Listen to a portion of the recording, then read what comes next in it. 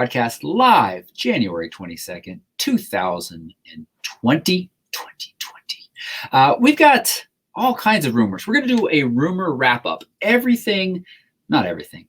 Most of the interesting stuff that I could find to talk about over the next year that's rumored to be announced. David Carr and I are going to be talking about that. Plus, a plugin that automatically tags your images. Does that sound useful? Last week, we talked about a plugin that automatically picked your best images. This one we're actually going to be able to put into action and see working. We got all that, plus our Lightroom tips. And as I mentioned, David Carr is joining us today once again. Hey, David, how you doing? Good, man. Good to be back, as always. Good. And I'd like to welcome our chat room. Chat, thank you so much for hanging out with us on your Wednesday afternoon. If you are watching this live, go ahead and hit that thumbs up button and tell us where you're watching from. You know, most of you, I know, you're Penn members. You're part of the Photo Rec, or you're part of the Photo Enthusiast Network. And we're so happy to have you as part of our community. You make the community as awesome as it is. And I think I know where most of you are, but I'm just curious. Just let us know. And if you're watching this non-live, put it down there in the comments as well. David, you're in Atlanta. I am. Let's do weather chat. How's the weather right now?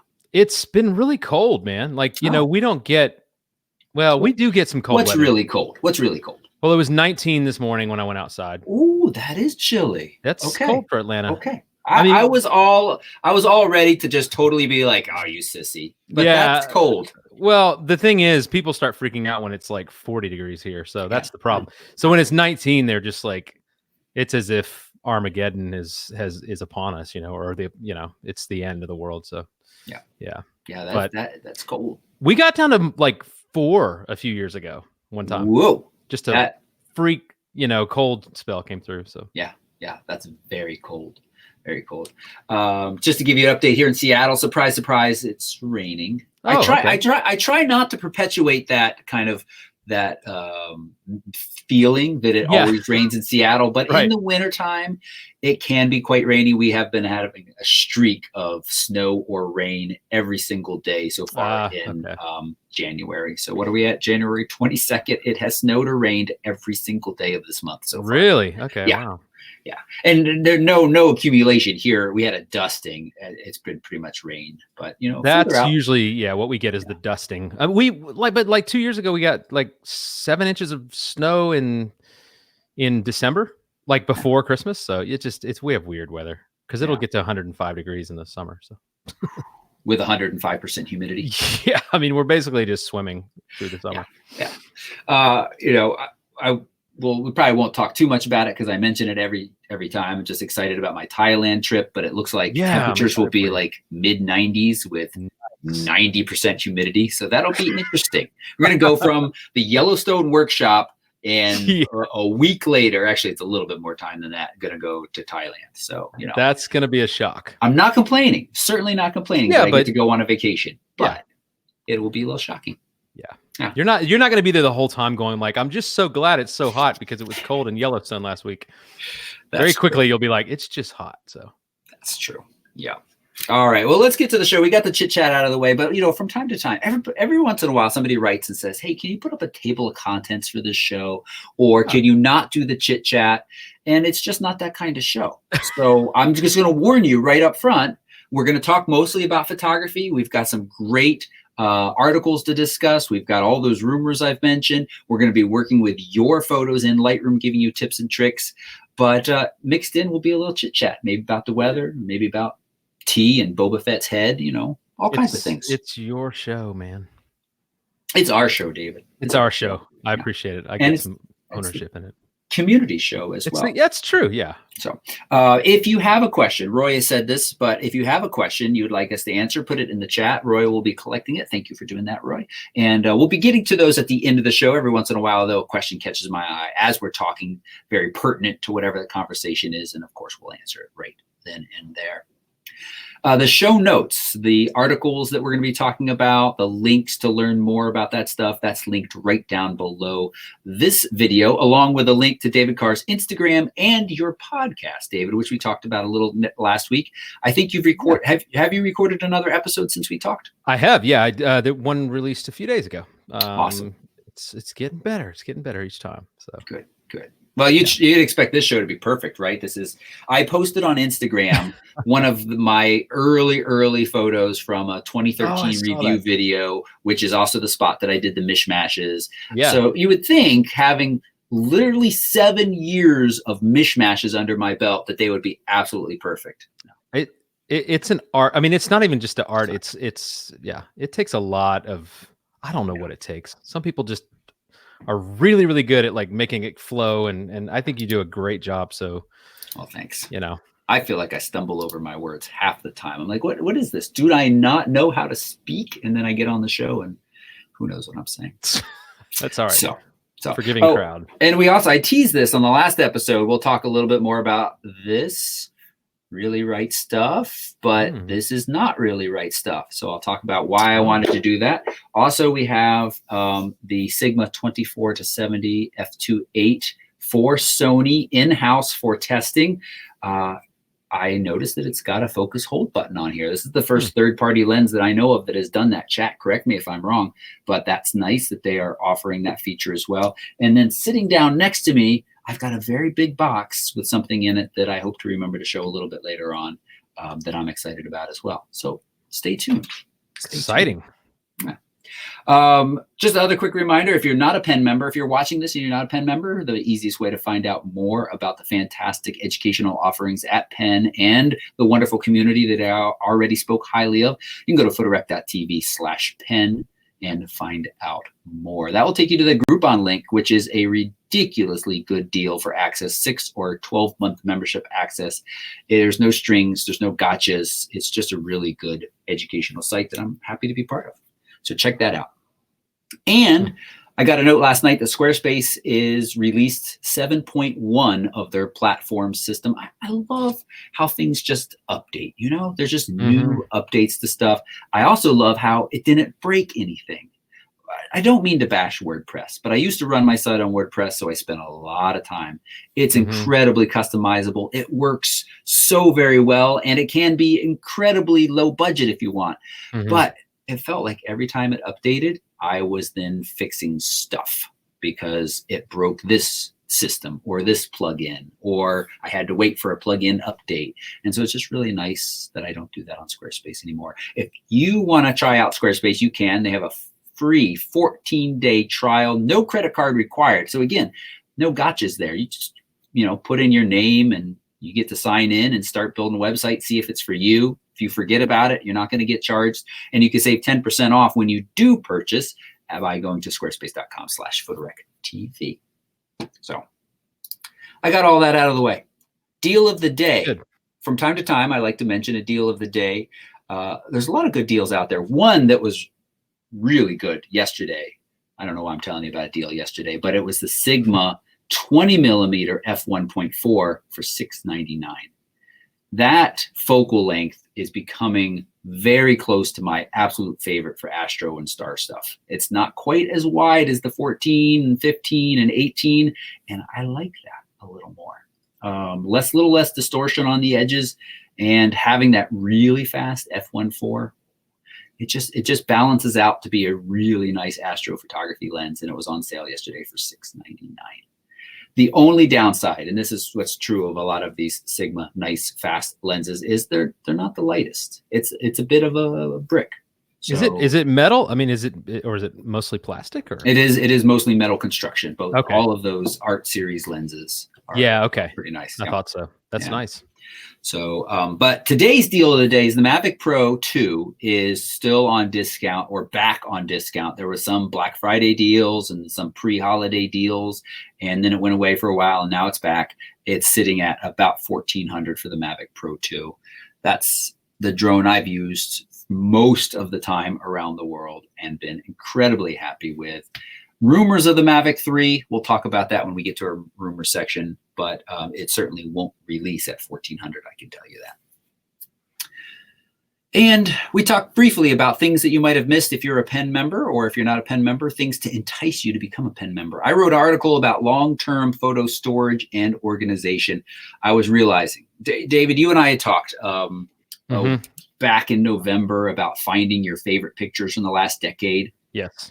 And that inspired me to go and find, well, not five, I knew where it was, basically a box of hard drives. Okay. There's like 15 hard drives in there. Okay. Wow. Yeah. And, you know, I knew I had 2014 up to 2019 pretty well organized and I was happy with it. But past that, prior to that, it was a little messy. And so I started plugging these other hard drives in and realized that I didn't have all of the pictures I thought I did, and they were all over the place. And so as I was kind of putting that all together, I started to think about some tips and tricks for making this work better going forward for the next 10 years. Yeah. So I mean, that is definitely, the more photos you start accumulating. I mean, the problem too, sometimes if you just tuck your hard drives away and you forget about them, and then you get a new computer and something doesn't sync up. I mean, it's a good idea. I would definitely recommend considering some online backup as well, especially if you're like most precious photographs. I mean, just find a way that they're not just in your house, you know, store them somewhere else. I mean, it's, you know, I've lost photos before that I don't know how. They're gone, and it's kind of tragic. Photos that I really, really liked. So yeah, that's a bummer, and that's great advice. Get them out of your house. You know, cloud is good. Another hard drive that sits at somebody else's house. Yeah. One of the things that I'm realizing is feeling like maybe I'm relying a little too heavily on Lightroom's catalog, and that catalog, you know, can be a little finicky. If it gets damaged or corrupted, all of your ratings and keywords, they're gone. You don't lose your pictures, but when you're thinking about having a pile of 10,000 pictures that suddenly aren't rated or very well organized, that's almost the same in my book. It's not, but it's almost like, oh, that's so much work. So moving forward, I'm going to really try to rely less on the catalog using Lightroom, but then, as you said, getting those finished pictures out of there and someplace else. Yeah, it's a discipline. And the thing is, as time goes on, it becomes bigger and bigger. And then you just end up with so much stuff. It's just overwhelming. And I'll be honest, there are a lot of times that one of the things I struggle with when I'm going to create an ad or something for my photography business, if I'm looking for portraits or headshots that I've taken, I mean, if I haven't you know, put collections together very well, I mean, I have to sift through thousands and thousands of photos to try to find, you know, unless, I mean, sometimes I can remember, oh, that was in the fall of 2018 and sometime in October. So I can usually find what I need there, but it's so easy for that stuff to just get convoluted. Yep. Yeah. I, you know, the gist of my strategy is I'm really going to start to rely a little bit more heavily on Google Photos, because just kind of dumping onto Google Photos, it has the face recognition, it has image tagging, you know, kind of smarts. So if I search for tree, it'll find my pictures of tree, even if they haven't been tagged to tree. It has location-based information. So if there's GPS embedded in the pictures, and, you know, that's not the only place I'm going to put my pictures, but at least that gives me easy access to them. Yeah. So, yeah, absolutely. And Roy's reminding people the 3-2-1 backup plan. So 3 different backups, at least 2 different media, and one of those should be off site. So that's a nice way to kind of remember. It's basically what David and I are saying, but it's a nice little mnemonic to remember. 3, 2, 1. There you go. All right. And let's see what else. Oh, David put out a nice little video. Actually, I haven't watched it. I don't know what it's about. I think it was about shooting with long lenses. I think it was tips for shooting with long lenses, done in conjunction with Frank, who runs Aurora Bear Photography in Alaska and also is one of our instructors on trips. So that was new content for Penn members. Just a reminder, if you're not a Penn member, Penn members get new content twice a week, an article and a video at a minimum each week, plus the hundreds of hours of content that's already there. It's pretty awesome. I really think so, and not just because I'm one of the people making it, but no, I mean, people soak it up. That's what I'm learning, is that like there are so many people out there who want more information, more reviews, more like, how do I do this kind of stuff? And it's awesome. You know, there's such an opportunity for us to share what we know. Anybody, I mean, at whatever level there's always somebody who's just getting into it or whatever. But Penn is such an awesome forum to be able to not only just feel like you're part of a community, but I mean, that to me is probably one of the biggest things. And then if you kind of go on a McKay trip or something, it really kind of brings it full circle. But then just to have so much information on how to do things better and how to grow as a photographer, I think it's just priceless. Yeah. Thank you. Thank you for saying that. Absolutely. Oh, and this is why I haven't watched it. I feel exonerated. It's coming tomorrow. So teaser, Yeah. it's not out yet. So I There saw you that go. on the list of coming out. So yeah. Oh, and they'll say Brian Scanlon, he backs up his Lightroom catalog to a Dropbox folder that syncs to a big bucket in Dropbox. Okay. And your hard drive's backed up to Backblaze, so your catalog is in 3 places at all times. That's excellent, Brian. That's awesome. I've considered the Dropbox at times, but I worry that it's going to grow larger than I want. But maybe I should really look at that again as an alternative to keep it. So yeah, nice. Yeah. All right. Speaking of Lightroom, let's dive into the section of the show where if you're a Penn member, you get to submit an image. We work on it, mostly sharing tips and tricks in Lightroom for that image. And of course, remember, there's lots of different ways as Penn members to get feedback. So I'm going to share my screen here, plop over. That was the keyword tagging thing. And here we go. All right. Let's zero out your guys' ratings. And let's just open up our first from Tanya. So Tanya submitted a portrait last week. Tanya, I think you have a really nice skill set, pretty varied. I've seen excellent macros from you. I've seen really nice portraits from you. And this is a fantastic image. Wow. Yeah. Look at that. Yeah. I mean, she's definitely submitted quite a variety of stuff too, it feels like. So it's kind of there's kind of an artistry thing there that I think, I don't want to say it transcends photography, but there's definitely a knack for kind of the really artistic beauty side of photography. Yeah.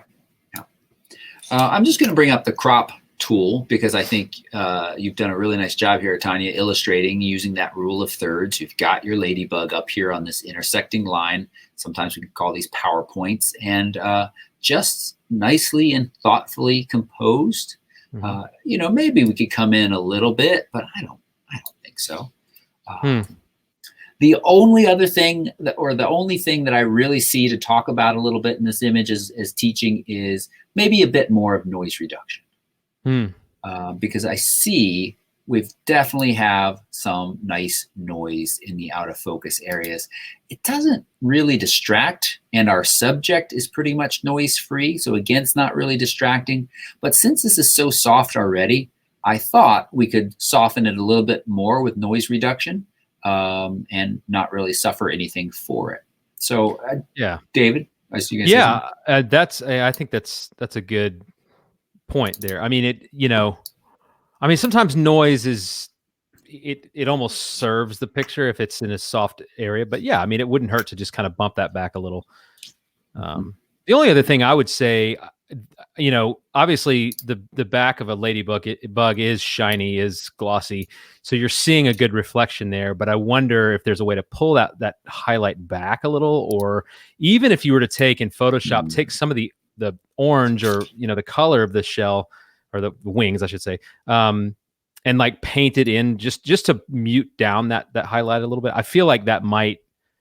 It just seems like it's a little bright, but gotcha. It's kind of nitpicky to say that, but I feel like that's the only thing that stands out to me that maybe could be tweaked a touch. Yep. I think that's a good call. So just real quick before we jump to that, I just threw a radial gradient over it. Nice. And noise up. The noise slider here in these local area adjustments, higher means more noise reduction. And I just brought texture and clarity and sharpness down as well. And if you hit the O key, you can see where this graduated filter is affecting. It's the outside. And if you wanted to, you could switch another one and do the inside and raise texture a little bit. I don't think this needs it at all. Yeah. All right, let's get a brush and let's see if we just exposure and highlights down a bit and brush it kind of in that area.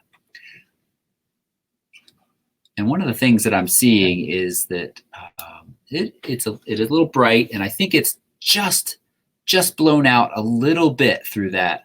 So we struggle to kind of really reclaim anything. So we might just warm it up to kind of hide the color a bit is one thing we could do. Another David, I don't know. Would you think about using the clone stamp tool and try to fix it a little? Yeah, I mean, in Lightroom, that's, you know, obviously that would be your go-to. I know that in Photoshop, you could grab a piece of some other part around it and superimpose it onto that, and then, you know, as another layer, and then you can do a layer mask. You can, I mean, there are a lot of different ways you could just tone that down.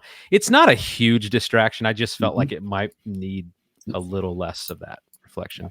Yeah, no, I agree. I like all the highlights on the bug. Other than that, I think it's, you know, it's a really, yeah, I mean, you're seeing so much detail. The important thing too with macro is, I mean, I was thinking about this earlier, like with macro shots, I mean, the detail, every detail matters so much because there's so much that's not in focus. So the things that are in focus are like, they're just staring you in the face. And I think that's what's great, is I think she really nailed the focus where it needs to be. And there's just some cool details in there. Yeah. Plus also the flower. Sorry, I just want to say, like, the flower, I think just the colors, it just all works really well. It does. It does work very, very well. You know, I just did some quick in Lightroom masking of that, or kind of clone stamping. I think Photoshop could do a better job, and I think it would be a little bit of a stronger image from it. I don't mind so much this up here, but otherwise, yeah. Sure. And, you know, just for folks' information, shot at f8, but you could still see just the depth of field is not even the complete width of a ladybug, because we have this outer leg falling out of focus here, and of course just on the other side of the shell. So I think that's a good depth of field. If you wanted to have one of those shots where everything was in focus, then you got to start talking about focus stacking, which this looks like a ladybug that's alive and well, so that can be tricky on a moving subject. Yeah, nice. Nicely done. Kevin Walk has got an old truck, an old field. Okay. So I'm going to bring up our grid line, a rule of thirds. Again, kind of similar here. Mm-hmm. You know, thoughtfully composed, but what I'm running into is some distracting stuff that I want to easily get rid of by just kind of cropping. We've got power, just an edge of a power line and a very white, you know, transformer. We've got a couple little roses sticking in. Let's just bring this in a little bit. Mm-hmm. And get rid of those. Now down at the bottom, we've got this dirt road, but then of course we kind of got this gravel wash off from it, things like that sort. I don't think anything down there is doing us any favors. So I might start to figure out where I can find a spot to just really bring it in. I don't think I want to chop the shadow off, but I also don't want to include just a little bit of grass. You know, we talk about the whole story before. So just a little bit tighter on this truck. I don't know. Do we need all of the sky now, I feel like? Yeah, that's a good question. You know, I feel like the elements are there to make this a really just a great kind of simple image. The thing I do like is that the truck is old. It's not a brand new, you know, I've said that as an example of photography. What we often look for is old things and things that tell a story. And a truck of that age, I'm guessing that's probably from the 80s, maybe 70s. Whatever it is, it's old enough that I think it has some vintage quality to it. Mm-hmm. And then you put it out in the desert or wherever this is. And so, you know, maybe it's a thing where black and white, or just doing some really crazy clarity stuff in spots. I don't know. There's a lot of stuff there to work with to make it a you know, just a cool image of a truck. Yep. A truck sitting in a field. Yeah. I think the black and white would go good. There's no colors that really kind of pop at me and are exciting. So I think a black and white could be a really easy way to kind of simplify this to a story about a truck in a field. Yeah. I mean, and also, you know, the sun is coming in pretty hard from the left. And so you get that big shadow being cast from the truck. So to me, when it was in color, you lose, I don't know. It's almost like distracting to me, because you have the truck is so bright on the tailgate, and then it just falls into shadow. And I don't know. I think there's just something about, there's certain situations where putting it in black and white, it almost starts to make more sense as a photograph. Yeah. Yeah. And there's just so little happening in the sky. I'm going to come back. I saw Brian say this in the chat that a pano feels, I think, a little bit stronger here.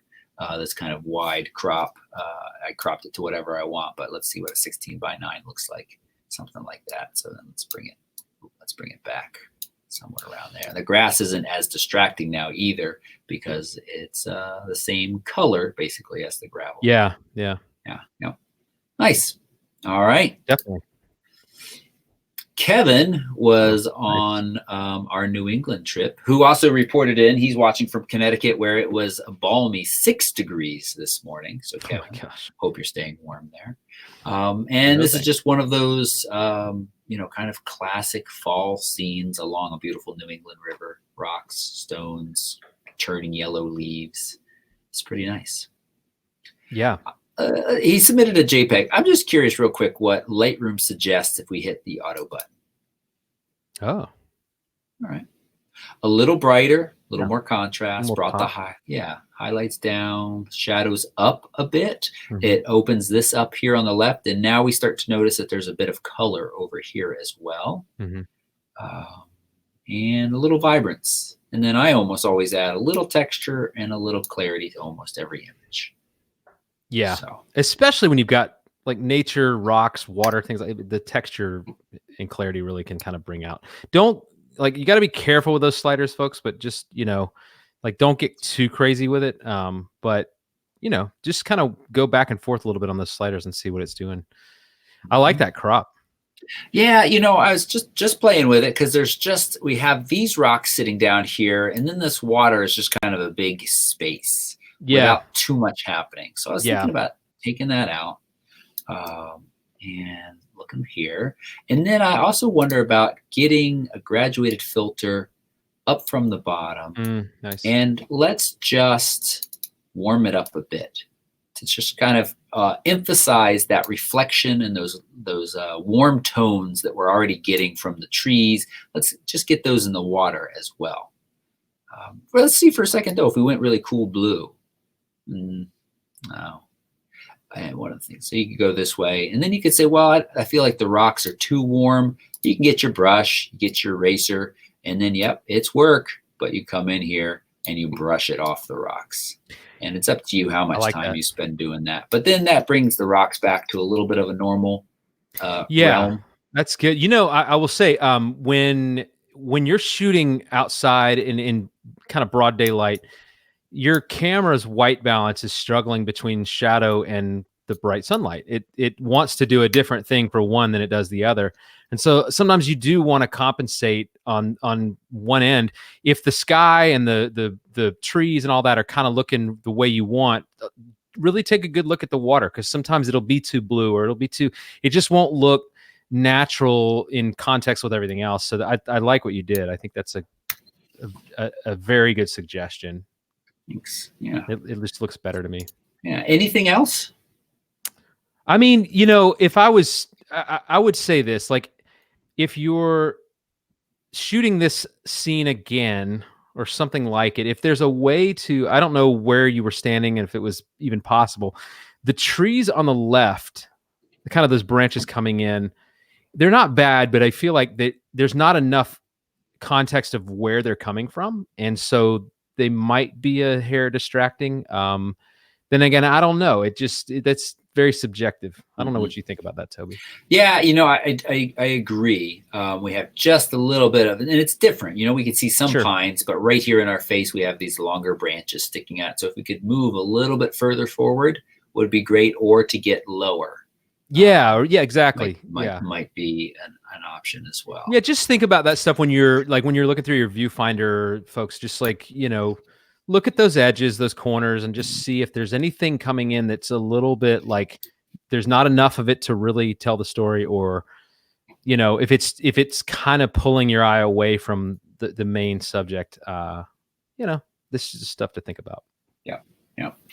And just because this is an image that's great to remind us all on, I love working in the color panel. If you click the all, you have all of these options to you. So you can just kind of shift and really change. I'm not advocating to shift everything to some ridiculous color. But if it needs a little help, this panel is the perfect place to do it. Don't spend time here in saturation because it's just heavy-handed, and what you end up with is greens that just don't exist in nature. So Exactly. you want to watch out for that. Okay, Brian Scanlon has in some ways a similar image, beautiful fall colors, running water. He chose to do a little bit of a longer shutter speed here, 1.5 seconds, to give just a little bit of motion to the water. I pulled these up earlier, and I happened to see that this has been cropped in already from, I guess you maybe took a couple of shots, stitched them together, and that's what we ended up with, or simply some strong keystone correction. I'm not sure, Brian, you can let us know. But that's the crop that you decided on, and I think it's good. But I struggle a little bit with the fact that we have the sunlit mountains back here, which, you know, I sometimes feel like we're repeating ourselves, but we are. It feels like it's another story, and we only have a tiny bit of it. So I can't decide if I want to bring it in enough that we get rid of that.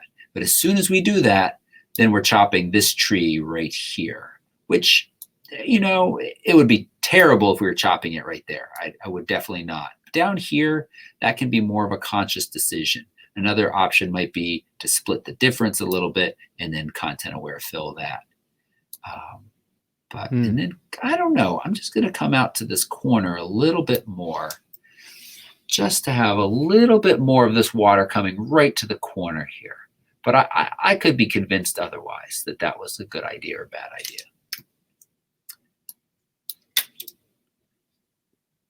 I love the mist. I love the splashes of color. I don't know how I feel completely about kind of the tone in the water. This is another spot where I might take a brush and play around with some alternatives. So let me just brush on real quick, make my flow 100. That means that you're fully covered. If you hit O, you can see how you're painting now. And this is also where I'll say Lightroom has definitely sped up for me. It used to be really laggy here, but it's now painting. So let's not, well, here, just make my brush bigger with a bracket key real quick and then paint roughly in this area. Take O back off. And then let's see what happens. What happens if we go bluer? Starts to look kind of fake, doesn't it? What happens if we go warmer? What happens if we take saturation down? What if you have a bunch of sharks jumping out of the water? Would that be cool? Ooh, yeah. That reminds me, you have that awesome Photoshopped image of you. Oh, not Photoshopped, I mean totally real and legit. Yeah. Of you doing a cannonball onto a whale's blowhole. Yeah. That's where, what's a better place to do a cannonball? That was epic. Yeah, that was awesome. No Photoshop at all. Yeah. Totally real. No, I think, what did you warm that up? I warmed it up a teeny bit, but mostly I think we're seeing the effect of me bringing saturation down. Okay. Yeah. Yeah. There's a really great thing happening here with the misty smoke. There's like this S curve thing that kind of keeps repeating that I think is really, really great. I mean, it just, your eyes kind of go from the smoke down to the water and then bring you, it really, that's a beautiful image. Yeah. Yeah. And I think blurring the water a little, I mean, definitely helps. And it just kind of helps you see that the water's flowing, you know? Yep. Yeah. Yeah. I think it's nice. I do think that the slightly desaturated water, I think, is good. What happens if we darken it too? I'm not sure. I don't know if I like that as much. It starts to look a little muddy. There's a real fine line here. I just kind of want to take some of that blue cast off the water, but without really making it seem too. And I lowered the texture and clarity just a little bit further to kind of further emphasize that softness. And again, I'd use that same technique where I'd get that brush. Oops. Sorry, I left that accidentally. Get that brush tool and erase it off of the rocks because you want those to be nice and sharp. I love that contrast between those two. Definitely. Yeah. And Andrew in the chat is suggesting, as I think we were talking, maybe keeping all of that tree, but then just kind of darkening this sun tones up here or even cloning it out. Yeah. And this is one of those things.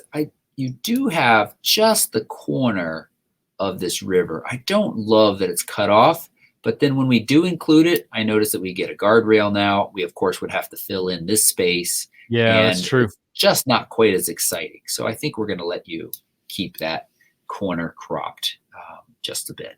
Yeah, pick your poison there, I guess. Yeah. Cool. It's a beautiful spot. Definitely. And then finally, we've got a portrait from Erin. I don't recognize Erin's name, so that's fantastic. Yeah. I love when we get new people submitting images. Thanks so much, Erin. And this looks, I don't know, it looks Disney World-esque. Is she a Frozen character? I don't know. Yeah, that's Elsa. Is that Elsa? It's either Anna or Elsa. Is it Anna or Anna? I don't know. Oh, I don't know. Well, neither of us have kids that small that really watch. I know. I have a son that might still like that stuff. So yeah. I said that, and actually, both my kids did go see Frozen 2. But yeah, I actually saw it. So yeah. So you should know, David. I should know. On the spot. It's there's one reason. There's two reasons. There's two reasons I bring you on this show, because you sound great, and you should know Anna or Anna. I should. Well, I know Olaf. I mean, who doesn't know Olaf, right? So right. He's the best. He's the snowman? Yeah, he's the snowman that you want to build. Cool. But isn't it kind of creepy that he's alive? It is creepy. And I think, has Lego had a, do you want to build a snowman? I mean, that would be perfect. Like they could do an Olaf Lego. Like, do you want to build, like, I don't know. I should work for Lego, their marketing team. That's, as a kid, that was a dream. Work for Lego. Can you imagine? Yeah. Wow.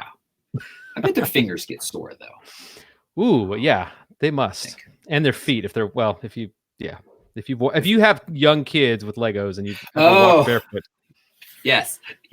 I thought you meant that like standing there all day. I was like, that's a lot of people. That'd be a lot of Lego people. Guys. No. Okay. All right. Chit chat. Yep. I think there's a lot that's really nice about this. Let's hit the R key real quick. I think we've got a decent crop here. She's a little bit more centered, but her gaze is, into the little bit more of the open space, window light, all very, very nice. Yeah. I kind of want to turn this black and white too, but maybe before we do that, do you have any thoughts there, David? I mean, the only thing I see is with portraiture, if you have one side of the face that's really bright and the other side that's in a lot of shadow, it can be a little distracting. And I feel like maybe in this situation, and I like the natural light. I think it's great. There's probably just a little tweaking of that shadow, or maybe bringing down the highlights on the left, and I mean on the right side of her face, and I think there's a way to even that out a little bit. And obviously, if you were shooting again, there's different ways to sort of diffuse that or move her a little bit. But I mean, it's a really beautiful shot, and it's I like that there's some costume to it, and there's some expression, and it kind of draws you in. Yeah. I think we're working on a JPEG here, so we got less limit. But bringing down the highlights, I think this is just a little bit hot up here on her forehead. Is good, and then bringing the shadows back up just a bit can help. Actually, what if we bring overall exposure up just to kind of balance it a little bit more? I don't know. Let's see if we bring it down. No, I liked up a little bit. And then I don't know. I feel guilty going black and white because this blue is beautiful. Yeah, it's very nice, but I think black and white can work as well. And for some reason, I'm not quite as distracted by that brighter spot on the forehead in the black and white. Yeah, I mean, well, I will say this. I mean, in Lightroom, all you have to do is hit the letter V, and you can kind of get an idea of what the black and white's going to look like. And even if you have an image that's got beautiful color in it, I mean, it never hurts to just kind of take a peek and say, well, what would that look like? And maybe do two versions of it, and just kind of, because sometimes with the black and white, you get a different mood. Even though you're trying to show that color, sometimes the black and white gives you a mood that you might want to show. Yeah. Let me ask you, David, put you on the spot here for a sec. Sure. Skin tones and white balance. You do a lot of beautiful portraits and headshots. How do you make sure your skin tones are good? Well, that's a great question. I mean, skin tones it's one of the hardest things in portraiture to get right.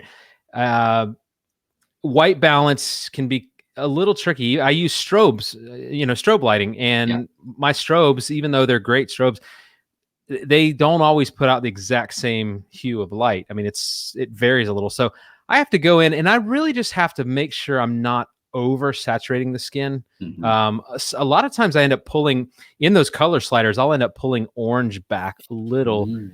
I'll mess with orange and yellow more than anything. And you have to be really subtle, or I'll change the hue of orange and yellow.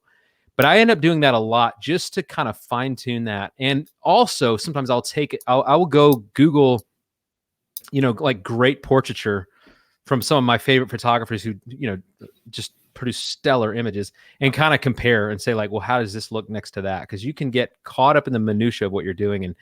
And then you realize, oh, this person looks really pale, or they look really orange. And it's a balancing act. Yeah, that's a great point. Those are great suggestions. And this color panel here is a fantastic suggestion. I know when I used to shoot more wedding photography, especially in summer, some people would be running around and have like Father of the Bride classic, like pretty red faces, and coming into this color panel and just dialing that back a little, but of course, making sure you don't make them look like their skin is gray. You want to watch for. I think with portraiture, unless you're doing something where there's clearly a filtered sort of distressed look or something that's muted down, if you're trying to go for a very pure portrait, like really dial in that skin tone. It's so important.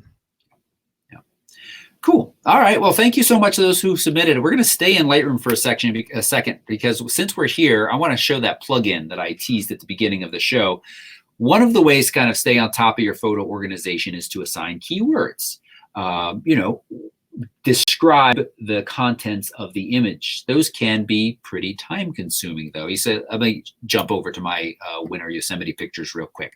So for instance, I've got, dozen pictures or half a dozen pictures of a raven. So I could tag that raven, bird, blackbird. And then of course its location, Yosemite, California, National Park. So that if I was looking for this picture, it would come up in a variety of different search terms. These keywords work inside Lightroom. They also work outside Lightroom with exported images. They don't work. I can't go, if I tag these raven, close Lightroom, and then search my computer for raven pictures, these would not come up. Lightroom, or my computer, is not able to dig into the catalog to understand that these are here. So, on one hand, they're fantastic in larger catalogs and kind of staying on top of things. And they're also fantastic because Google Photos and many other sites like Flickr will automatically read that information of the exported ones. And I can say, show me all my raven pictures, and these pictures will come up. And there's quick ways to add keywords, like this little spray can right here. It can be set to add keywords and a bunch of other things. So I could type raven, hit enter, and then I can literally just click and drag across those images, or just a single click, and it added raven to those as the keyword. But that can be pretty time consuming. I used to do that religiously, but then I just felt like it was taking up so much time. So I agree. I heard about this plugin, and the other reason I stopped is not just because it's taking up so much time, but because of putting my images on Google. And I would love Google to sponsor me. But their image recognition is pretty smart, and I feel pretty confident that I could throw these images up, and within an hour or two, search for bird or raven, and I'm pretty sure they would come up. Follow me on Instagram stories. I'll do that, and I'll see if I'm right. That's cool. My Instagram is linked right down below this video if you don't already follow me. So, but I heard about this plugin, and I've got it installed. And when you're in the library panel, it's under plugin extras, and it's called auto keyword. Let's do it on our these pictures. Well, let's select a couple of these pictures and see how it does. And let's make the thumbnails a little bit bigger so you can see I've got, let's do that one and that one. There's a person in that one. And then of course, a couple of the ravens, and maybe this one. Okay, so library, plugin extras, auto keyword. This is called the Wordroom auto keywording plugin. And there's a link to this in the show notes down below. So One catch is you have to be connected to the internet, because it basically sends this picture to the big brain in the sky, and you might have some reservations about that. You know, you're not giving them your photo, you're not giving them the rights to your photo, but your photo is being transmitted to some outside source that is looking at it and using a computer algorithm to suggest pretty impressive keywords: mountain, snow, park, stone, geologic formation, winter, canyon, outdoors, wilderness, scenic, clouds, tree. That's not bad. Let's go. My dog. Yep. She's excited. I know that. She loves this plugin. I mean, it's her favorite. It's good. She says, now no longer do I have to bark out all my keywords in Morse code. Just install this plugin. Yeah. She yeah. Sorry. Sorry. Totally fine. Oh, erosion. Hey, as a pretend geologist, I love that. Okay, let's get to some of these others that are a little bit different. Oh, it's actually not picking the ones I selected. It's just jumping through them. So let's go through. Oh, let's go back to that one. It's a little different. The snowy road. Did it get road in here at all? No. Slope. So ski slope. So it thinks this is a ski slope. So not perfect, but not terrible either. I don't know, chat. Are you watching? What do you think? Would you use something like this? Would you find it useful? Let's go back to your guys' images that you submitted here, because I did this. Those are much more varied than the snowy ones we were just looking at. Plugin extras, auto keyword. Ladybug, ladybird, leaf, biology. So pretty cool. Then we've got this one, truck, pickup, transportation, luxury. I'm not sure I'd call that luxury. But and then so then you can uncheck these. And so on one hand, you could say, well, it's not really going to save that much time. But on the other hand, it's going to come up with some keywords otherwise that you might not think of. So it's just incredible. It's pretty impressive that this is where we're headed. Oh, I didn't want that to do the last image. Huh, interesting. So it doesn't seem like it's perfect. Let's see if we can get it to do it again on that. I just want this last one and see, because we haven't really put it on an actual person one. There we go. It suggests sexy. Well, and bride.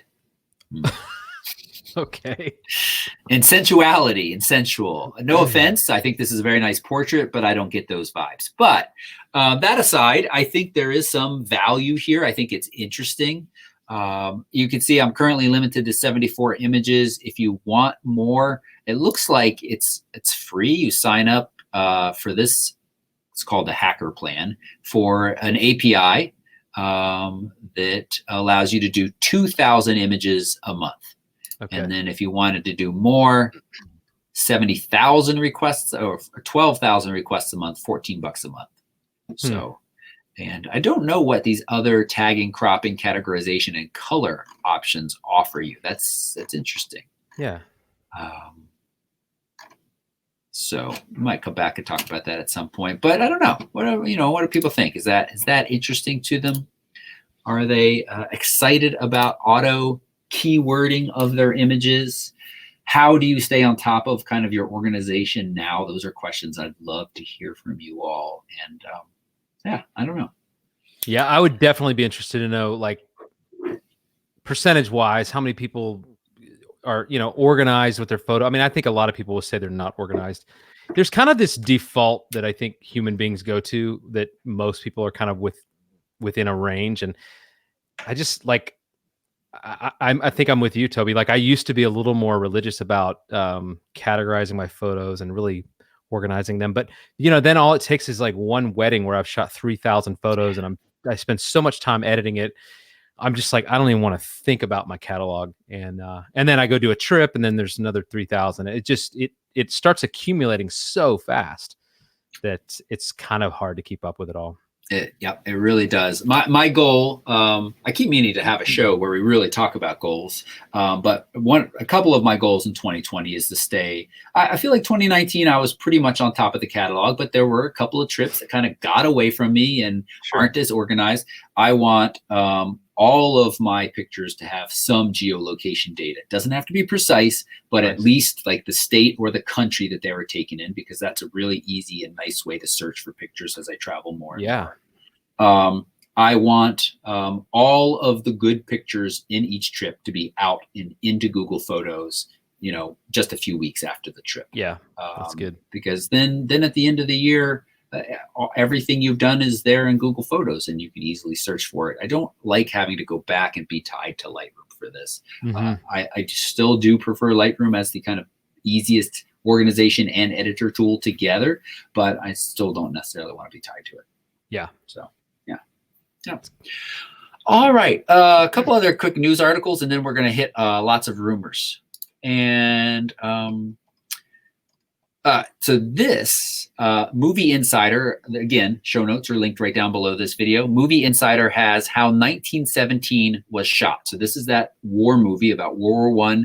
It's an Oscar contender movie, and it has some fantastic cinematography, or so I hear. David Carr, you've seen it. I haven't yet. I feel like I might go tonight. Oh, yeah, man, it was incredible. I mean, as a photographer who has dabbled in some videography here and there, I mean, if you like cameras at all, which I think everybody in this forum does, I think you owe it to yourself to see it just for that. Even if you're not really into war movies, but even as a war movie, it was just such a well done. It's just incredible. I was blown away. And it's filmed, and this isn't like a spoiler, but it's because it's all over the place. But this is filmed to look like one continuous shot. And so you imagine trying to pull that off. Now, obviously, they can't literally pull off a 2-hour movie in one continuous shot, but they do a great job of making it feel so seamless. And then there are moments that you'll find yourself saying, how in the world did they do that? Like, it's just a feat of cinematic prowess and just craziness and just an amazing movie. Yeah, it sounds amazing, and I love that. I love good cinematography. It's, it was a couple of years ago, I felt like I only really noticed like bad cinematography. Yeah. And then I think Birdman and The Revenant and also Children of Men. And they all were filmed by the same cinematographer. I was watching, I think it was Children of Men was the first movie out of those three that came out, and just realized that, and this is kind of graphic, but there was actually blood splatter on the camera. Yeah. And then realized that it just hit me all of a sudden, and just really felt like I was right there. I almost felt like I was hunching over to protect myself from the bullets whizzing overhead.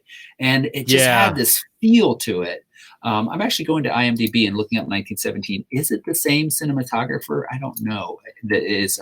It might be. There's a making of kind of thing on YouTube. I watched it today, but don't watch it until you've seen the movie. Yeah, that's what I don't want to do that until I see the movie. I can't find where to find that stuff easy. It has the cast, but that's everybody in it. I'll look that up later. But so I'm excited to go. I'm going to go see it. It sounds and if I can just add a little extra to that, like there's a documentary that I think, like, as photographers, again, even if you're not shooting video, I think you'll appreciate the Spielberg documentary. I think it's on Amazon Prime. Just about Steven Spielberg. We've all been affected by his movies. We've all been touched by his movies, and you kind of forget how many movies he's done.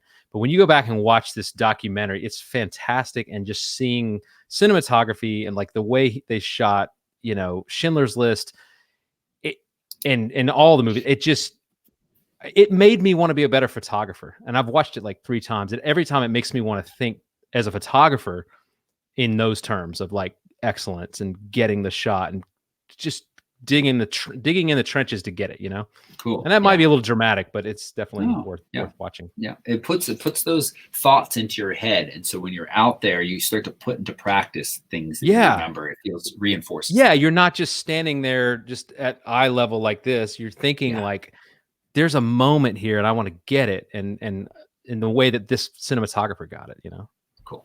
Yeah. Nice. One other article I'm just going to mention, Petapixel's running this. It's back button focus outdated. And I was really curious about that because I am a big fan of back button focus. David Carr, do you use back button focus? It's like all I use. I mean, Yeah. So I started to read the article and then realized it was a little long-winded. I skipped to the comments to see what people were saying. That's what I usually do. And all of Me the too. comments were pretty negative about the article. And the easiest way to sum up why I use back button focus is I want to be in charge of when the camera focuses. I don't necessarily want to focus every time I press the shutter button. I want to divorce those two things from each other. And so that's why I use it. Lots of good comments in there that support back button focus being useful and helpful, but that doesn't mean it's for everybody. I'm not saying it's you have to use it, those you of you out there, but I do really like it, especially for astrophotography. Because so often when you go to take a picture, you don't need the camera to focus again. Well, and also you're not relying on this one button to have like two levels of sensitivity to capture the photo. Like when you're doing like the half press and then the full press, I mean, that's fine. If that's however you get the shot, knock yourself out. But when you do back button focus, you're really able to kind of think and go like, okay, now it's in focus. Now I want to shoot it. And you're not going to have an accidental, oh, I didn't mean to shoot. Because that's what I would run into a lot of times when I would try to not use it, was just trying to do a half push. I would end up doing a whole, like the full push, and then it's like, well, there's a wasted shot. And but that's so interesting that like the articles that come out, I'm not surprised there were negative comments. I mean, I don't want to bash Petapixel because I think they are I love they do great resource of lots of content. Absolutely. But I definitely feel like they feel that push of having to constantly put stuff out, and it might not always be the best stuff, but maybe, designed to make you think. Something like that. Yeah. And photographers aren't opinionated people at all, right? Oh, no, not at all. Everybody respects everybody's camera choice. Oh, absolutely. Yeah. All right, let's talk rumors. Sometimes it's fun. Sometimes I don't like it. It depends. It's one of those things where when I don't like it is when people write me and say, should I buy a camera? There's a rumor of a new one coming out next year. Next year? Well, you go wait a year to get a camera? Right. But there are times where, and this personally right now, I'm really, I never purchased the Mavic 2 Pro because DJI lent it to me for so long. And then I heard rumors that the 3 was going to come out very soon. And now those rumors are midsummer. And so I'm kind of in this little bit of a quandary where I would really like for some of these trips coming up, in the next 6 months to have a good drone. The Mavic Mini is good enough for some of the trips, but not the ones based off the boats because of the greater wind conditions. I want a more serious drone for those. And I don't know. Should I wait for the Mavic 3? Should I just buy the Mavic 2? And the one other thing to say about that generally is price. Right now, the Mavic 2 is a great price. It's probably going to sit at that price, maybe a little bit less in the next 6 months, probably not more. But when the Mavic 3 comes out, it's certainly going to be more. So that's another thing to think about. People ask me often, oh, the next one's just about to come out. Well, are you prepared to spend $400, $500, or depending on what price point you're talking about, $1,000 more for the new one? And that's not a derogatory question. That's a question people need to consider. Are you ready to spend $1,000 more for the new one? Do you have that budget? Is that important enough to you to have the brand newest, shiniest, button, fanciest camera? I got tired saying all that. I just winded myself. Yeah, I struggle with that, man. Yeah. I do like the latest, greatest. I don't know why, but it's nice. It's quite nice. I'd say I'm doing a good job of resisting the Sony A7R IV. It's very, very nice, but my A7R III for just about everything I'm doing is just fine. And I have all these other needs, or wants, I should say, not needs. So we'll see. Okay. I opened too many tabs, and so now I'm struggling to find things. I want to get, I got to stop sharing this screen share. Here we go. Application window and this one. Okay. So Canon is rumored to release 4 new full frame cameras in 2020. Actually, really, one of them we know. It's the 1DX Mark III. It's been announced. It's going to begin shipping next month, a couple of weeks from now.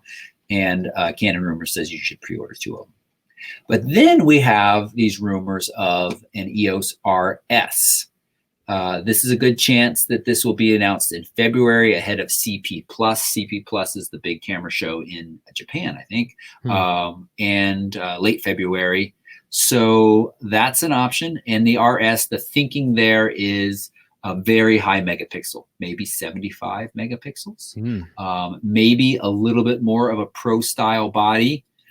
And I love this little, it's also possible this gets announced in May. So we are still far enough away that we don't have any idea. Yeah. Then we have rumors of the EOS RM. And this is interesting. Apparently, it's going to be even more affordable than the RP. The RP came out, I think, at $12.99 or maybe $13.99, the cheapest brand new full frame camera on the market. It's a nice little Canon. Recent, DxO a comparison of its sensor. The sensor's not great. I mean, it's fine.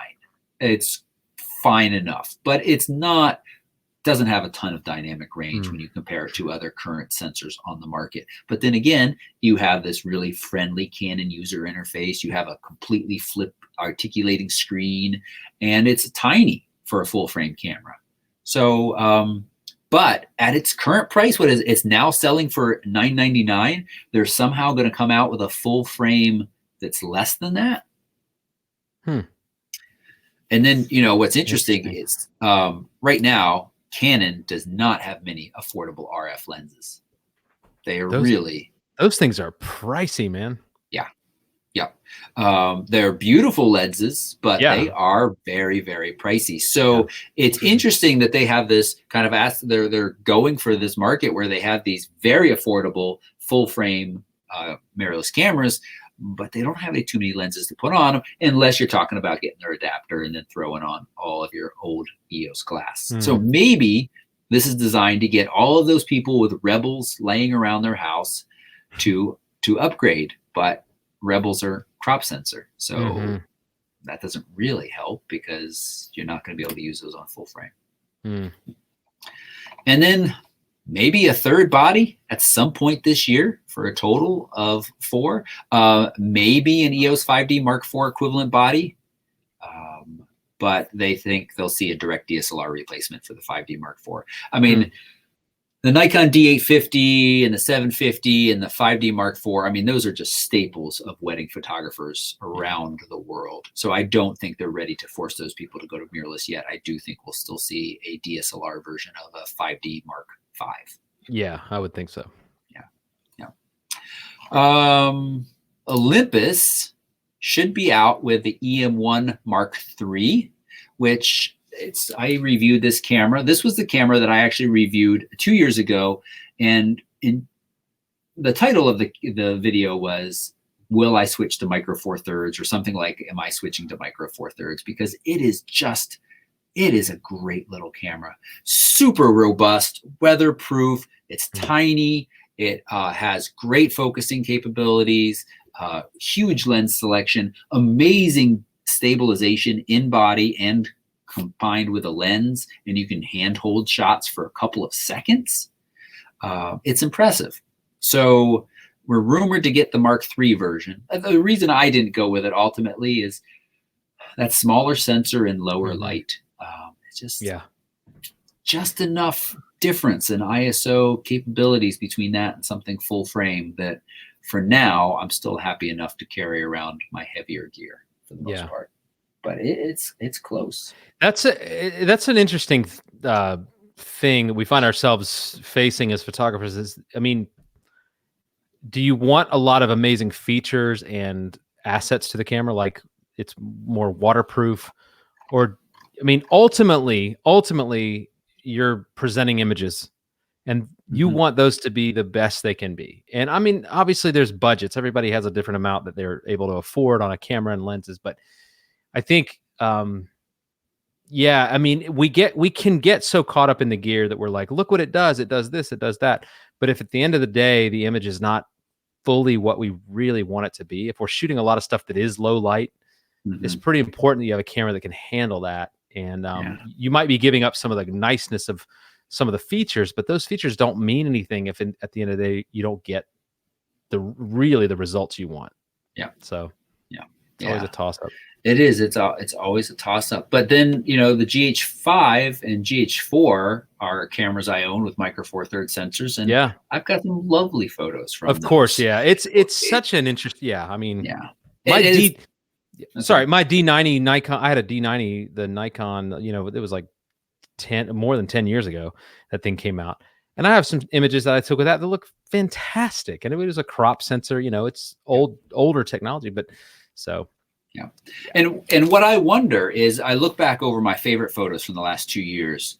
Would any of those have not been possible with the Olympus? Would they have been so noisy as to be images that I toss? I don't know. I kind of feel like probably not. Probably not. Yeah, that's probably not. Yeah, you can kind of get a little too caught up in that for sure. Certainly can. Yeah, I definitely do. Yeah.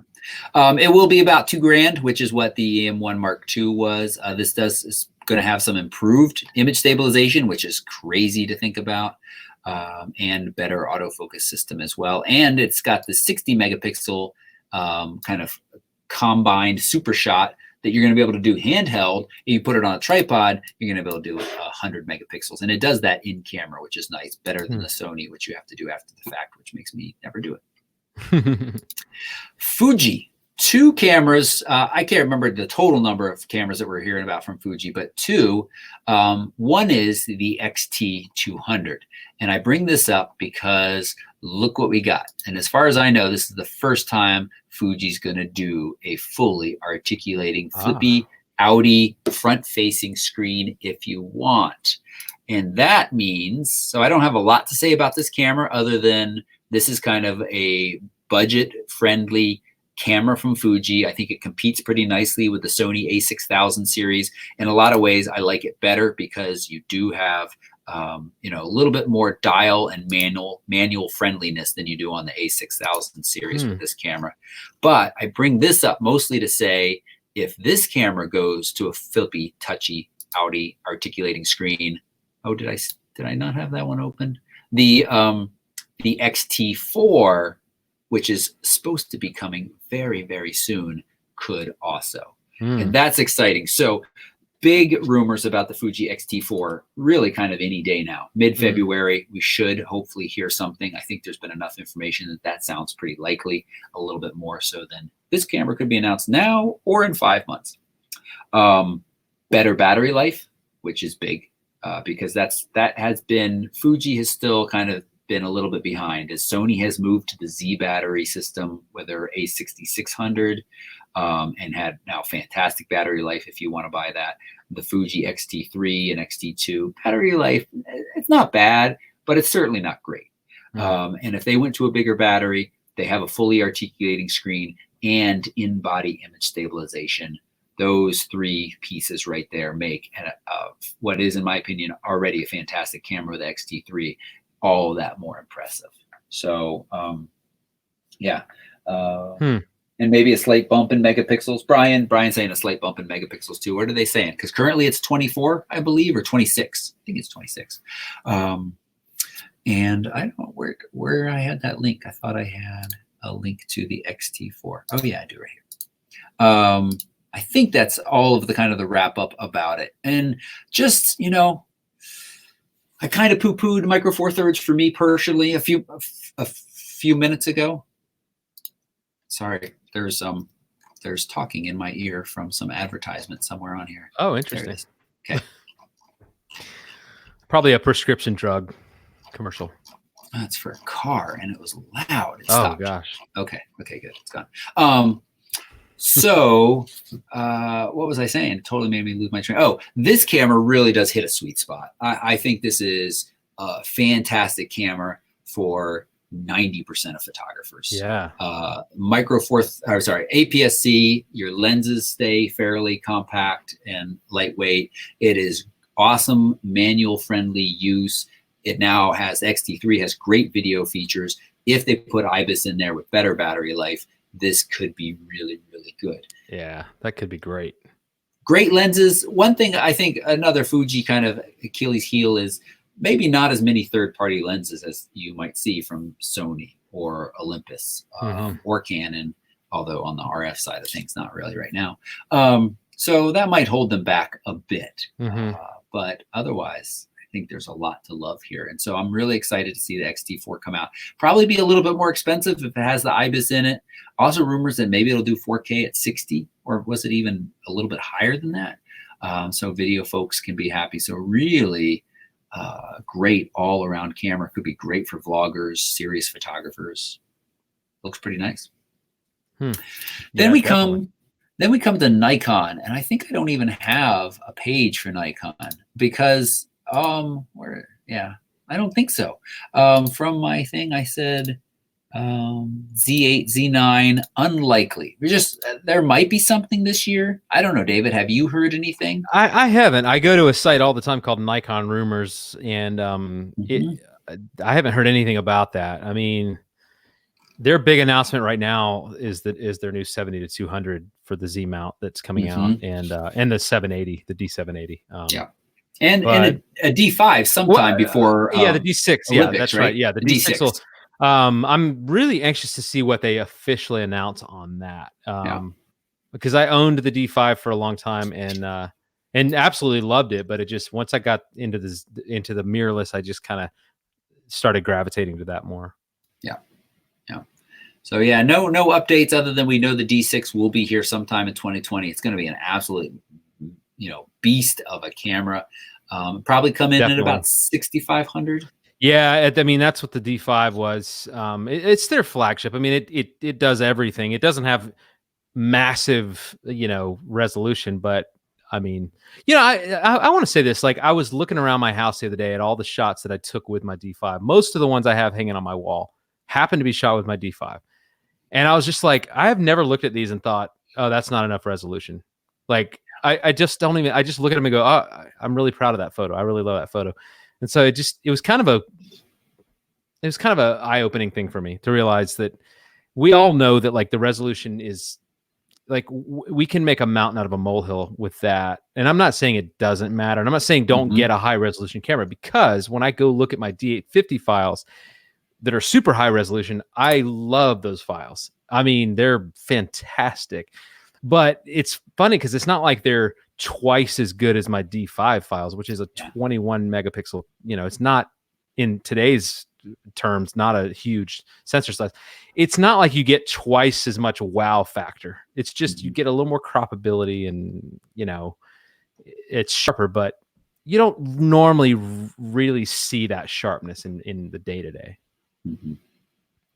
Yeah, totally. It's nice to have those more megapixels, but how often do we actually need them? Yeah. And less megapixels comes with some pretty serious benefits as well. Yeah, absolutely. Yeah. So that'll be interesting. And then who just said, John,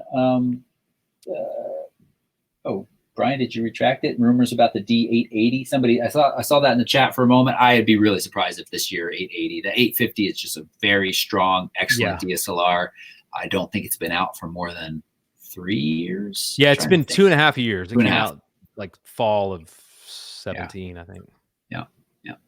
And then we got Sony. So the A7S III has been waited for forever. There's been multiple press conferences that I've gone to for Sony thinking that it was going to be the A7S III, and it wasn't. It was either the A7R4 or the A7 III.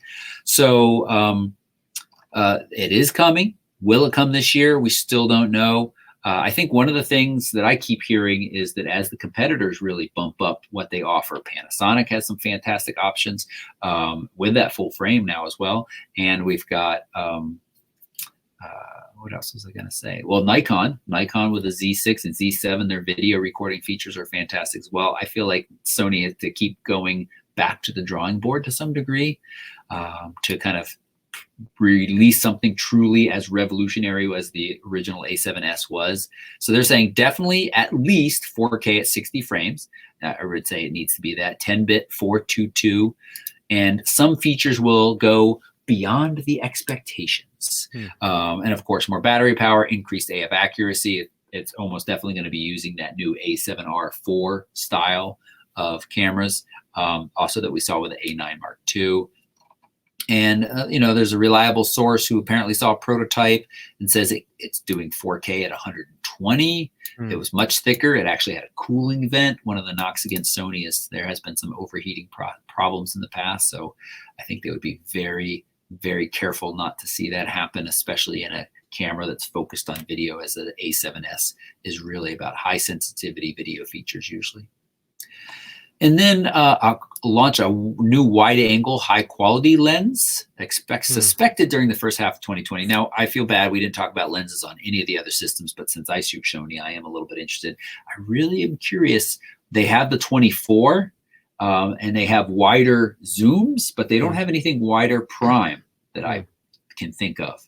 So I'd love to see a really nice Sony wide-angle, a little bit wider than 24 as an option. Yeah.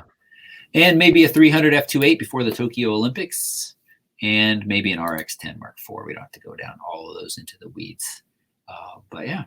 Yeah, that would be nice. I think that's, as an owner of a 300 millimeter, that, I mean, I just absolutely love that lens. I mean, it's not a 2.8, but I just, I love having a prime that is that long, and it just, yeah, I mean, once you shoot with stuff like that, you know, I've realized lately I've been shooting with long lenses a lot more, and I just always love the results. There's something about being a little further away and zoomed in. It's fantastic. Yeah, nice.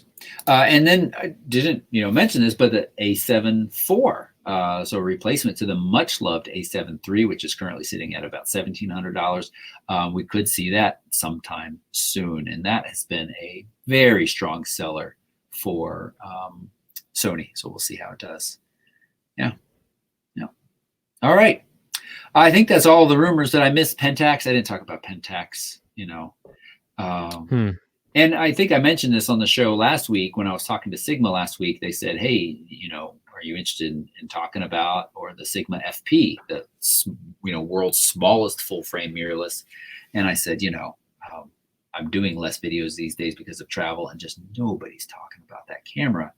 But remember, then we talked about like, it is so small and lightweight. I did spend the other night. It was a very exciting night sitting in front of the TV and weighing what the Sigma system would, how much it would weigh in my bag versus the Sony system.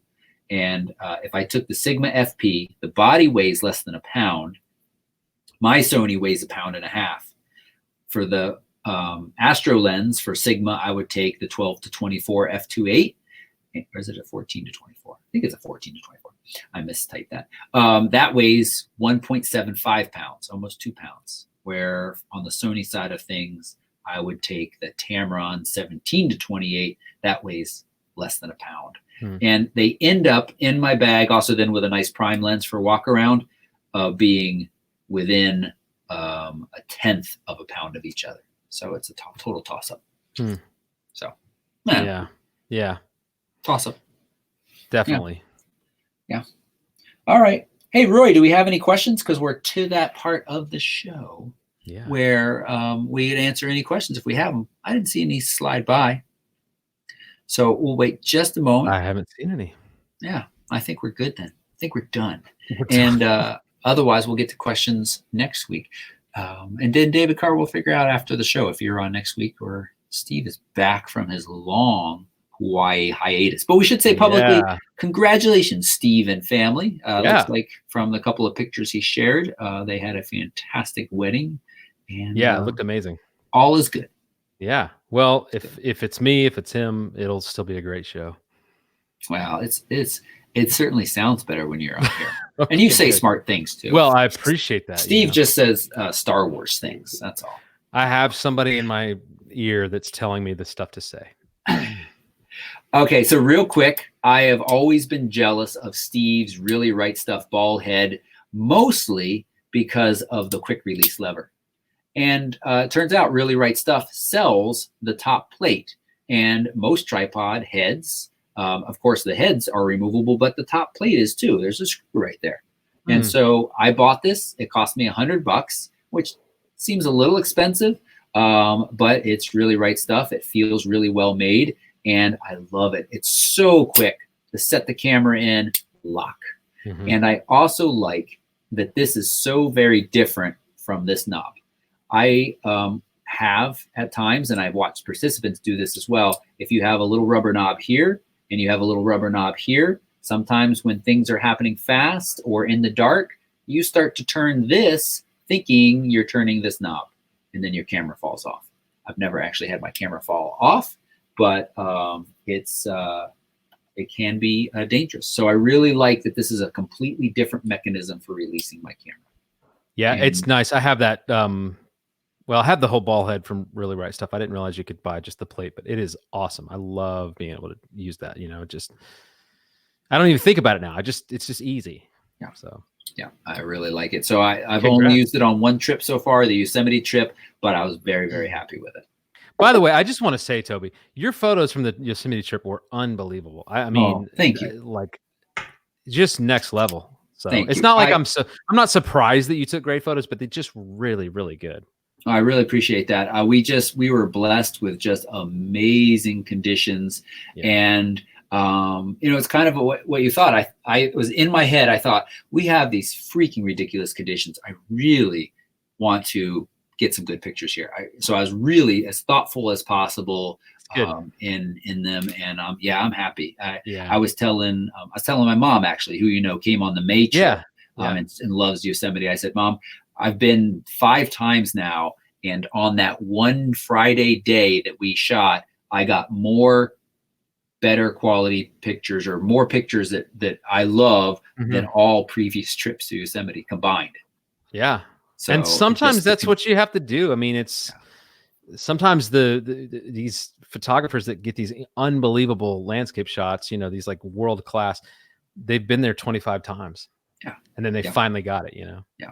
Yeah. And, you know, from time to time people say, you know, why you go back to the same place over and over again? Well, I love knowing a place. Yeah. And knowing where to look and how to look, and also experiencing the changing conditions you get through seasons. Yeah.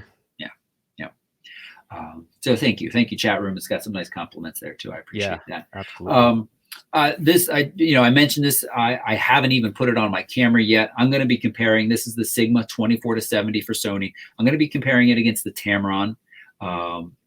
I've heard really nice things about this. It comes in a little bit more expensive than the Tamron, but it does offer a true 24-70, where the Tamron is a 28-70 or 28-75.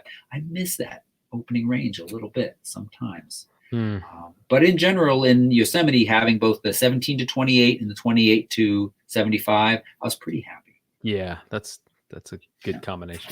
And then we do have a couple Q&As, so we're going to get to those real quick. The other piece of gear that has arrived that I'm pretty excited for is a new camera bag I'm going to be trying out. This is Shimoda Designs. This is their Explore 30 backpack. Nice. And I'm not unhappy with my backlight here, which is very similar in size and shape. But those of you who have seen the inside, this is completely a camera bag, 100% from top to bottom. There's not really room for anything else unless you shove it in the little camera compartments, except for this stuff back here. Whereas the Shimoda, it has some really nice additional space. It's a little less camera bag and a little bit more travel. Nice. A little mix of those, and I'm excited for that. It's a little bit more flexible in that you can get these different camera cubes, so I could get a smaller one or a larger one to fill that backpack space. I like that. And one other thing that I like, similar to my Mind Shift, is that the access to the gear is primarily through the back. So that means no one's getting to my gear when I'm wearing my bag, which I really like traveling in some places. Things like that too. So I'll do a full review. Definitely going to use this on the upcoming Yellowstone trip. This might be, this feels ambitious, but this might be the only bag I bring to Thailand. Hey. Camera and clothes. There you go. But it's going to fit like 3 pairs of underwear. So I really have to convince Chris that she's okay with me smelling like that for a while. So. Quick questions. Janelle wants to know, does anybody have thoughts on the Platypus new ball head, gimmick or good? So have you seen this video of the new Platypus ball head, Platy Ball? I have. it's a hard name to get used to, but I can't even and I'm a fan of the Platy Pod. But I can't even tell exactly what this ball head does. The video is just a bunch of cool B-roll. It very briefly, in my opinion, shows anybody actually using it. Yeah. That right there is a little bit of a red flag. So I'm reserving judgment. I'm certainly not buying in to the Kickstarter campaign. I just, minimalist, simple ball head, doesn't need any batteries. This works. Yeah. Oh, and by the way, this is the Leo Photo ball head, which I've been pretty happy with. It seems very similar to the Really Right Stuff. Sure. So, yeah. Kevin has a question. Lightroom's CC export option only allows export as the original or JPEG image. How can I send you a photo that you can see the edits I performed? I don't know. I don't use Lightroom CC enough. I need to open it and see. You don't have an option to get a DNG out there? Kevin, let's talk a little bit more. Yeah, I've used it a little bit. It's been a long time. Yeah. I always forget it exists. Yeah. Yeah, it's just, I think it's great for syncing and using on lighter weight machines and mobile devices. But for the number of pictures I'm working on, it works so good. Yeah. Erin is looking for a new camera. His is old. He's got the Canon Rebel T1i. He would hate to buy a new lens. What would you recommend? The latest Canon DSLR, the 90D, would use your lenses from your T1i and would be a very, very nice upgrade. The 90D is a great camera. Probably one of the best that Canon has made. I mean, shouldn't it be that way? The most recent one should be the best. Should be. If you didn't want to spend quite that much, it's right about $1,200, $1,300. You could get the latest Rebel. So it would be very similar to your T1i in kind of size and weight. But again, would be a nice upgrade. Congratulations on hanging onto a camera for so long. That's I think the T7i, or are they up to a T8i? I don't know. Either of those would be just fine. And you would be able to use your existing lenses. T7i with body only is running $699 at B&H with accessory kit. And I don't know. No T8i yet. Yeah, not bad. That's what I would recommend. One of those two cameras. You could also pick up an 80D. That'll be a nice upgrade, and it's discounted because, of course, it's not the most brand newest model, but it would still represent a decent upgrade from your T1i. T1i, I feel like that came out 2005, 2006. So you're talking 14. Wow. 14. Yeah, it's been a while. I'm not saying, wow, how old your camera is. I'm just saying, wow, I can't believe 2006, which doesn't seem that long ago, is now basically like 14, 15 years. It's crazy. So time's flying. David, what RSS ball head do you have? Lori would like to know. It's the smaller one. What do you call it? The 30 something? The BH, is it BH30? Yeah, something like that. I can look. Looking. I promise. Okay, so I have the. Yeah, I don't know what it's called, but it looks like that. I've got it on a Gitzo tripod, but it's pretty sure that's the BH30. Yeah, it's the smaller one. It's not the big beefy one. Yeah. And I've put like a lot of weight on this, and it's great. It works really, really well. So I love it. It was kind of a hard pill to swallow spending that much, but I mean, it has served me really well. Yeah. Cool. Good. All right. That is all. David Carr, thank you so much for hanging out with us today. I love it. I always enjoy this. I enjoy the community. I love reading all the comments and getting to chime in. And thank you, Toby. Thanks for trusting me with my opinions and thoughts on these. Oh, these they're matters. excellent. They're excellent. I'm so glad to have you on. I feel lucky. Not just because I know I tease you, not just because you sound nice, but you say nice things too. Oh, well, good. I try. Folks, I pay him nothing. Go follow him on Instagram and go subscribe to his podcast. Both of those are linked right down below this video. We greatly appreciate that. And if you're not already a Penn member and you'd like to be part of this fantastic community of people, you can find out more at photorec.tv/Penn. And if you're starting a Squarespace, it's 2020. January's still happening. There's still time for you to get into 2020 on the right foot if you want to do that by building a beautiful website portfolio. They now have part of that 7.1 update is these easier to build even portfolio pages. They already were pretty easy in my opinion, but now they have this really nice setup where you can do these sub pages with links that all happen automatically. You start that at squarespace.com/photorec.tv. And chat, thanks for hanging out with us. Again, if you're watching this after the fact, don't forget to give it a quick thumbs up. We appreciate that. All right, everybody. We will see you again next week. Bye-bye. Bye. Thank you.